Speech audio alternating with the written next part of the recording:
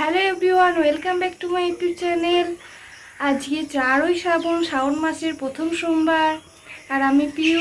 আর আজকে আমরা যাব জম্পেশ্বর জল ঢালতে। চলো এবার কি করা যায়। এই দেখো, আমি জম্পেশ্বর যাওয়ার জন্য রেডি হয়ে গেছি, একদম সবুজ শাড়ি সবুজ চুড়ি পরে। আমরা সবাই জম্পেশ্বর যাব, আমি, মা, ভাই যাবে আর পাড়ার কিছু লোক যাবে।